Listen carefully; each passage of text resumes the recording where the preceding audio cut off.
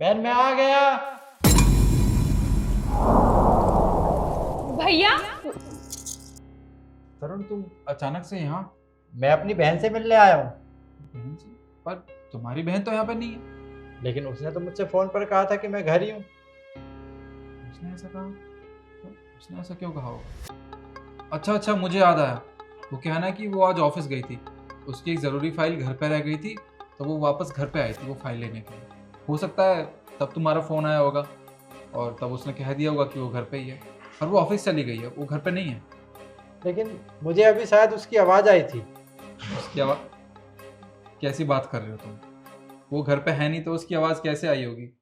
ऐसा नहीं हो सकता है तुम्हें वहम हुआ हो। हाँ ऐसा हो सकता है। पर तुम चिंता मत करो। देखो मुझे पता है तुम अपनी बहन से बहुत प्यार करते हो, तो अगले हफ्ते मैं और तुम्हारी बहन तुमसे मिलने तुम्हारे घर आते हैं।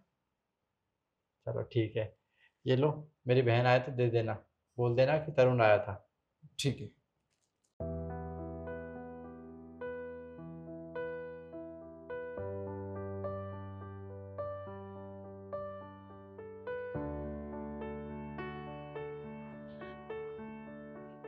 मेरे भैया आए थे, आप लोगों ने उनसे मुझे मिलने भी नहीं दिया।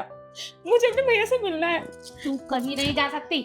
बोला ना तू अपने भैया से नहीं मिलेगी। और तुझे मना किया था ना, फिर क्यों बुलाया उसे यहाँ? क्योंकि मैं उन्हें बताना चाहती हूँ कि आप लोग कैसे ट्रीट करते हैं मुझे यहाँ पे। और एक बार उन्हें पता चल गया ना कि आप लोग मेरे साथ क्या करते हैं, फिर मेरे भैया आपको छोड़ेंगे नहीं कहीं का। क्या बोल रही है तू? मेरी माँ के सामने ज्यादा जबान नहीं चला रही है। तेरी हिम्मत कैसे हुई?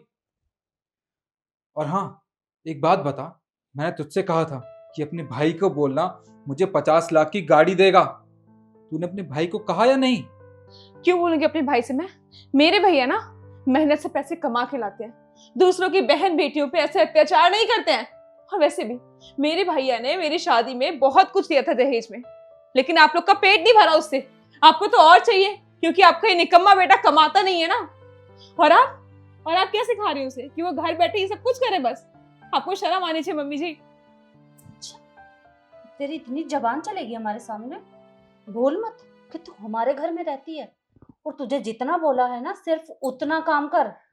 जो मेरे बेटे को चाहिए ना, वो तुझे अपने भाई से मांगना पड़ेगा, वरना हमसे बुरा और कोई नहीं होगा। समझ गई?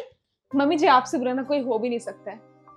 और वैसे भी आप लोग इंसान नहीं हो, आप लोग जानवर हो, क्योंकि कोई भी इंसान किसी को ऐसे ट्रीट नहीं करता है। शक्ल देखी आपने मेरी, क्या हाल कर दिया आप लोगों ने मेरा। और क्यों किया मेरे साथ ये सब कुछ? क्योंकि मैंने आपके बेटे से प्यार किया, शादी कर ली उससे, इसलिए।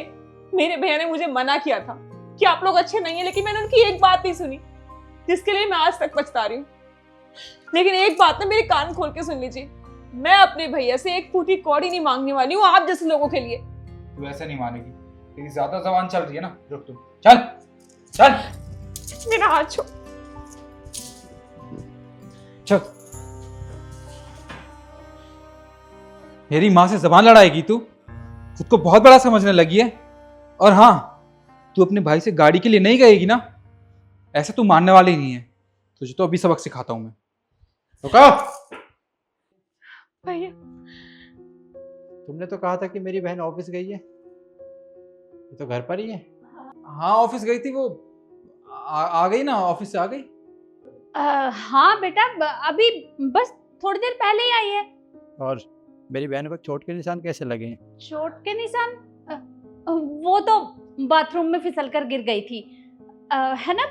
अरे कितनी बार समझाती हूँ इसे कि ढंग से काम किया कर, पर इसे समझ में ही कहाँ आता है। हाँ, इसका ध्यान नहीं रहता। आजकल एक फिसल के गिर गई थी, मैं सच कह रहा हूँ।